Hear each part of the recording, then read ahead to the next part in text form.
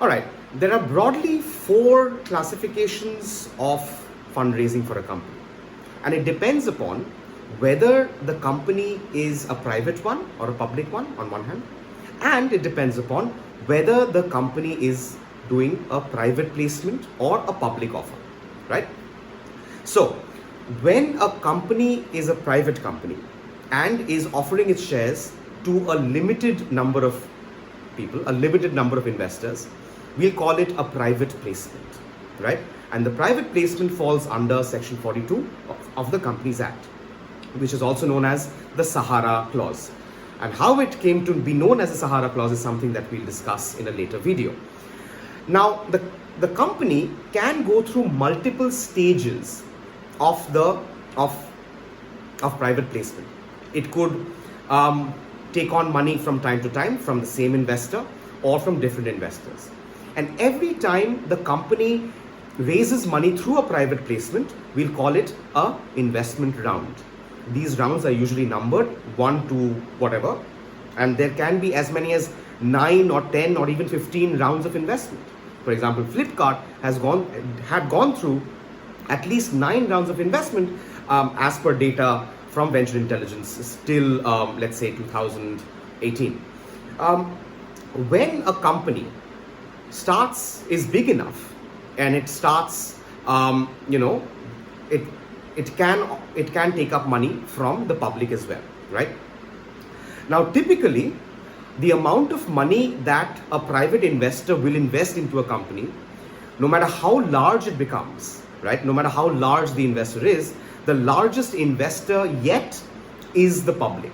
Because not only do you have retail investors like you and me, but you also have very large investment banks or qualified institutional buyers, all right? Or QIBs as we call them. So think about pension funds, think about mutual funds, think about investment banks, portfolio investors, and of course you have high net worth individuals who also invest in the stock market as part of the public, right?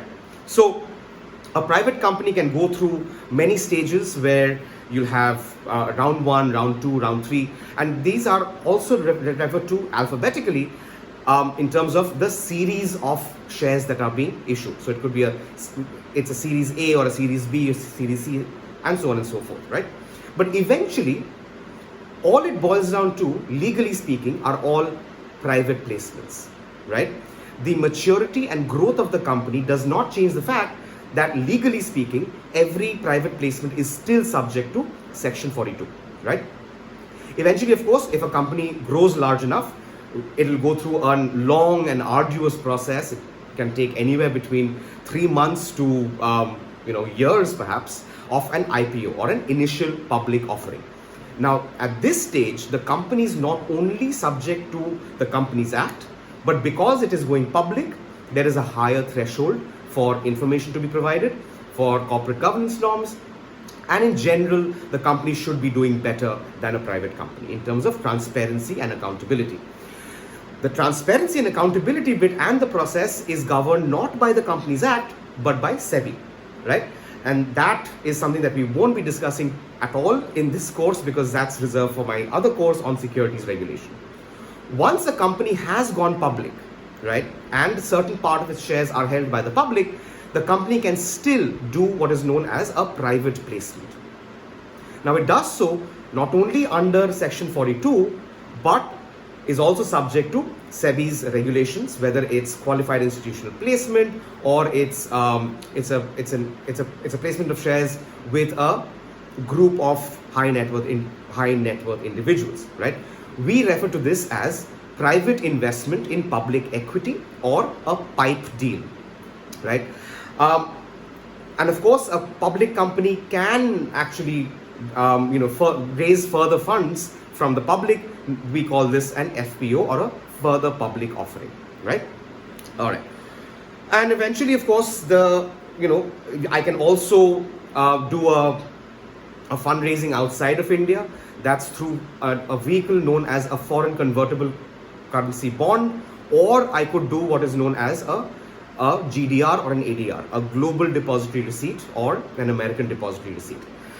We're not going to talk about GDRs, ADRs, SSCBs in this particular course, but suffice to say that a GDR or an ADR is simply an instrument that represents an instrument that is issued outside of the home jurisdiction, in this case India. The instrument is issued by a bank, not a company, outside of India. That instrument represents the value of underlying shares. So effectively, the depository receipt is a derivative instrument. It derives its value from the underlying equity shares of the company, right? There can be a number of complications for, when we are doing fundraising, right? So for now, we'll be focusing on equity shares for being issued by a private company. And once we understand how equity shares are issued through a private placement in a private company, we can then look at variations of it and take a look at how that would apply in case of a public company or a foreign investor, right? Now, there are a number of complications in equity fundraising, right? The first is, what if your investor is not a resident Indian? What if it's outside of India? In which case, foreign direct investment norms and regulations will come into force. Now, this used to be a problem earlier, but because of more than almost 20 years of reforms and globalization, we have sort of almost reformed, completely liberalized the foreign investment schemes that apply to India. Now, at this stage, it's important to understand the context in which globalization came into being, right? Now, this is back in the 1990s, the early 1990s, and the P.V. Narasimha Rao government was in force. The finance minister was Manmohan Singh. Now, at that point of time, what had actually happened was, by some records, India had almost run out of foreign exchange reserves. Now, till the early 90s, between 1947 and the 1990s, in these almost 50 years, India thought that it would be self-reliant, right? India thought that it would look inwards and provide and ensure that we would have a thriving economy by merely being dependent on ourselves, right? Sadly, this was not the case. The whole world had started globalizing, and we were slightly late to the party, right? Now, economic principles put forth by Pareto, by Adam Smith, by Ricardo, they suggest that a primarily agrarian economy will continue to lose out to a more developed or a more technologically advanced economy. We don't need to get into the economics of this. It's called absolute competitive behavior, or relative competitive behavior of economies. But suffice to say that by the 1990s, India had almost depleted its foreign exchange reserves, right? It would continue to import crude oil or refined oil, and as a result, it just lost out on foreign exchange reserves. You have to pay for it. You have to pay for that oil in dollars, right?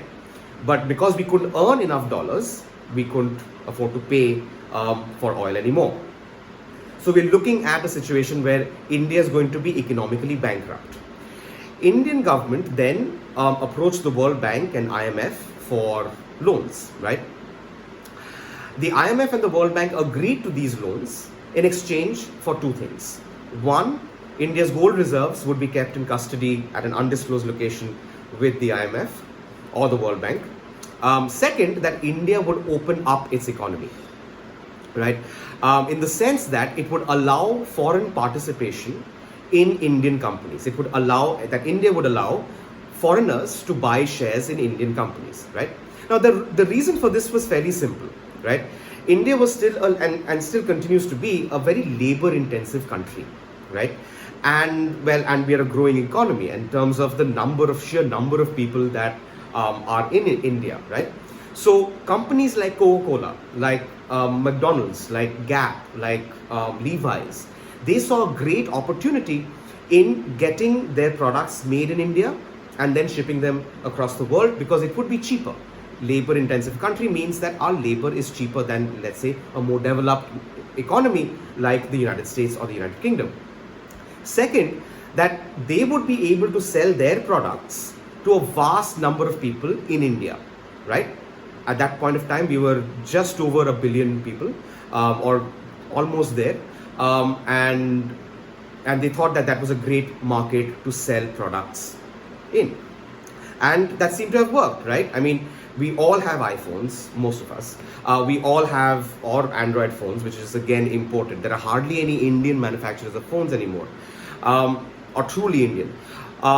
We all consume beverages and snack foods or fast food that represents an American company, right? So every time you buy a McDonald's burger, every time you buy fried chicken, you are actually paying not just to KFC or McDonald's in India, but eventually that contributes to the revenue of McDonald's and KFC in the United States.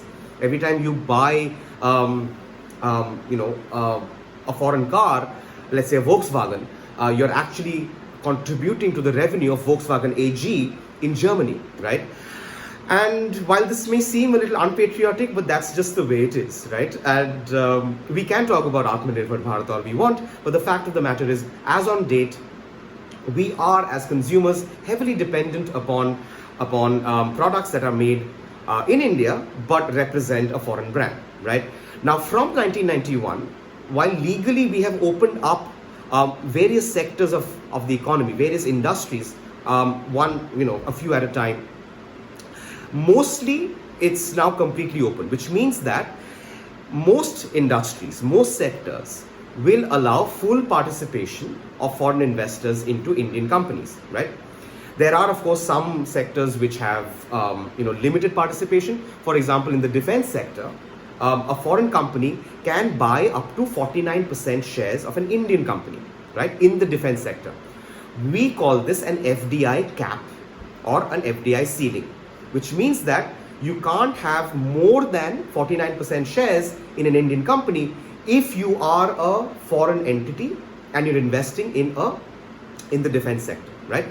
Now, of course, this can come with various other complications as well. For example, in the retail sector, you can participate in an Indian company, you can buy shares of an Indian company if you're a foreign company, but that comes with a number of terms and conditions. For example, a large chunk of your investment must be used to support or buy goods or procure goods from small and medium enterprises located in India. You must use that money for front-end infrastructure and not just back-end, right? So the Indian government has tried to sort of structure or create these terms and conditions so that not only are consumers like us, not only are we benefited, but the Indian economy as a whole grows, right? And we don't forget about the small and medium enterprises. On a whole, the foreign investment strategy, the FDI strategy seems to have worked. We have grown as a nation. We've taken millions out of poverty lines, right? And I can tell you, as somebody who was around during that time in 1991, things have changed drastically from the 1980s when I was born to the 90s, right? We finally had Coca-Cola again, right? I could go to a shop and buy a Kit Kat, Coca-Cola, jeans. These were things that we didn't have in the 80s, right? Okay, but by and large, right now, as it stands, the question of a foreign investor versus a resident investor, that question is more or less moot. However, with recent government slogans or suggestions of being an Atmanirbhar Bharat or Make in India, right? It seems to me that the present government is unwilling to change foreign direct investment norms or regulations, but is instead relying on a deep sense of nationalism and patriotism to drive consumer behavior or buying of goods that are made in India, right? We'll see how it goes, politically from here on in. A second complication is, what if you are buying the shares of a company that is already listed? Now, mind you, we talked about this in the past, where a listed company is not only subject to the Companies Act, obviously, but also is subject to various SEBI regulations. In which case, when you are buying the shares of a listed company, there are two regulations that come into play. The first is the LODR, or the listing regulations, right? The second, and more importantly for our case, is the takeover code, the SEBI Substantial Acquisition of Shares and Takeovers Regulations 2011, or what we call the takeover code. Now, we will be doing the takeover code at some point of time later on, as and when we figured out how shares are acquired in a private company, and then we'll apply the same logic to a public company. The third is in terms of the type of securities, whether they're convertible into equity or are they plain vanilla equity shares, right? Now, we've talked about the duality between control and risk and return, and so on and so forth, right? So if you are issuing convertible shares, there will be an element of convertibility. You'll have to figure out when it is to be converted, how it is to be converted, at whose option is it going to be compulsory convertible, so on and so forth. But for our purposes, unless we're specifically talking about conversion, right, and conversion of shares is a complicated matter, we will talk about it at some point in time. For the most part, we'll be talking about plain vanilla equity shares, right? And finally, something that came up in the Sahara case, the number of investors that you are issuing your shares to. For example, if you were to write an email to all your batchmates, right, to let's say all students in JGLS, right, saying that, hey guys, I have a company that I've set up, right, and I would like you to invest in this company, right, in exchange for shares, right? What you're doing is basic crowdfunding, right? But what you have just done is you violated the Sahara clause. You violated section 42. How? We'll come to that when we come to it, right? All right. For all issuances of shares, whether it's private, public, 5 investors, 500 investors, Indian resident, foreign resident, it doesn't matter. All issuances of shares require a special resolution, right? So if you take a look at section 62, it talks about further issue of capital. Specifically under section 62(1)(c), a company may, well, let's talk about section 62 to begin with. A company may make a further issue of shares to 3 categories of people: existing shareholders, employees, or third parties, which may include existing shareholders or employees as well, right? Now, for an issuance of shares or further issue of capital to existing shareholders, you do not require a special resolution because it is limited to existing shareholders only, right? Now, this is known as a rights issue, where only existing shareholders have the right to participate in that fundraising, right? To get shares issued to them. The second option is to issue shares to employees. Now, this is typically done through what is known as an employee stock option scheme or an employee stock option plan, or ESOPs, right? For this, again, because they're not existing shareholders, these employees, you need to have a special resolution. For our cases, for our case, when we are raising funds from a venture capital investor or a private equity investor, hence the PE in the M&A and PE, we are required to pass a special resolution under 62(1)(c), right? The reason for this is existing shareholders must be aware that a new investor is coming in. Think of a private company as a closely guarded secret. Now we are bringing somebody new into our midst, a new shareholders coming in. For the large part, existing shareholders must be able to control that, right? Which means that we will need a special resolution for any outsider to come into what is a privately held company. Now, this is all on basic broad classification of fundraisers, what kind of companies can raise funds using what mechanisms, at what stage in their lives, the difference between public shareholding and private shareholding, right? In the next video, we'll be talking about one of my favorite corporate scams of all time, is the Sahara saga, or the story of Sahara.